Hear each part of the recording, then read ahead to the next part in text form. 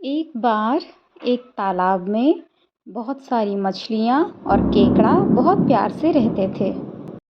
एक दिन आसमान में उड़ते हुए सारस की नज़र नीचे तालाब पर मछलियों और केकड़ों पर पड़ी। उसने सोचा कि यहाँ भोजन का प्रबंध हो सकता है, इसलिए उसने वहीं पर अपना डेरा जमा लिया। अब सारस रोज एक एक मछली को खाता और अपना पेट भर लेता। सारस के ये काम को देखकर केकड़ा और मछलियाँ बहुत दुखी होते थे। जब भी सारस झील किनारे आ पहुँचता तो मछलियों और केकड़ों में भागा दौड़ी शुरू हो जाती। ऐसे करके दिन बीतते चले गए। धीरे धीरे सारस बूढ़ा और कमज़ोर होने लगा। वह अब पहले की तरह शिकार भी नहीं कर पा रहा था। सारस बहुत दुखी होकर झील के किनारे बैठ गया। उसको ऐसा मायूस देखकर मछलियाँ बहुत खुश होने लगी और उसके सामने ही पानी के ऊपर आकर तैरने लगी। बूढ़े सारस ने उन्हें कुछ नहीं किया और वह बेचारा उन्हें बस देखता ही रहा। ऐसे कुछ और दिन बीत गए। सारस को यूं ही बैठा देखकर केकड़े को दया आ गई। केकड़ा सारस के पास गया और उससे पूछा कि भाई, तुम बहुत दिनों से यहाँ बैठे हो, एक भी मछली भी नहीं पकड़ रहे हो और ना ही खाना खा रहे हो, क्या हुआ? सब ठीक तो है? केकड़े की बात सुनकर सारस फूट फूट कर रोने लगा। चालाक सारस ने कहा कि क्या बताएं दोस्त, कुछ दिन पहले मुझे ज्योतिषी ने कहा है कि बहुत ही जल्दी ये झील सूखने वाली है। मैं ये सोच सोच कर उदास रहता हूँ कि इस झील के सूखने के बाद तुम लोगों का क्या होगा। बिना पानी के तुम सब कैसे जी पाओगे? यही सोच सोच कर मैं बहुत दुखी रहता हूँ। मुझे तुम सब की बहुत चिंता होती है, इसीलिए मैंने खाना पीना छोड़ दिया। केकड़े ने सारस की बात सुनकर कहा कि क्या कह रहे हो भाई, ये तो बहुत ही गंभीर और चिंता का विषय है। मुझे जाकर सबको सूचित करना पड़ेगा। ऐसा कहकर केकड़ा वहाँ से चला जाता है और सारस भी कुछ दूर जाके बैठ जाता है और प्रतीक्षा करता है कि इसका क्या परिणाम होगा। केकड़ा जाकर झील में सारी मछलियों को ये बात बताता है कि सारस के अनुसार कुछ ही दिनों में ये झील सूख जाएगी और हम सब मारे जाएंगे। सारी मछलियाँ उसकी बात ध्यान से सुनती हैं और आपस में कहने लगती हैं कि हम सब बेवजह ही सारस को अपना दुश्मन समझ रहे थे, वो तो हमारा शुभचिंतक निकला। उन सब ने निश्चय किया कि वो सारस के पास जाएंगी। अब सारस ही उनको आगे का मार्ग सुझाएगा। ऐसा कहकर वो सभी सारस के पास चल पड़े। बूढ़ा सारस उन्हीं की प्रतीक्षा में बैठा हुआ था। सारी मछलियाँ सारस के पास गईं और बोली, सारस भैया प्रणाम, क्या बोल रहे हो? झील सूख जाएगी, तब हम सब कहाँ जाएंगे?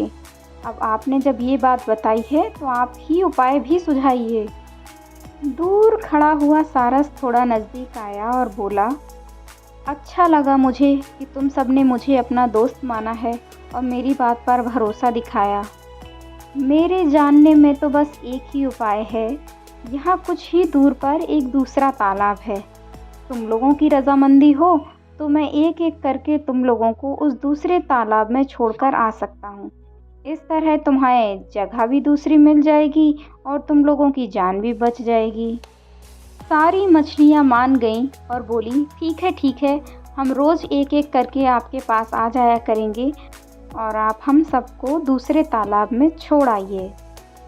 अगले दिन से ही सारस एक एक करके सभी मछलियों को दूसरे तालाब में पहुंचाने के लिए निकल पड़ा। कुछ समय के बाद अगली बारी केकड़े की आई। सारस केकड़े को लेकर रवाना हुआ। कुछ दूर जाने के बाद केकड़े ने सारस से पूछा कि भाई, ये तालाब और कितना दूर है? केकड़े की बात सुनकर सारस जोर जोर से हंसने लगा और बोला, तालाब?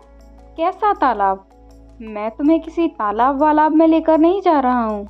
मैं तो खाने के लिए तुमको एक एक करके यहाँ लेकर आ रहा हूँ।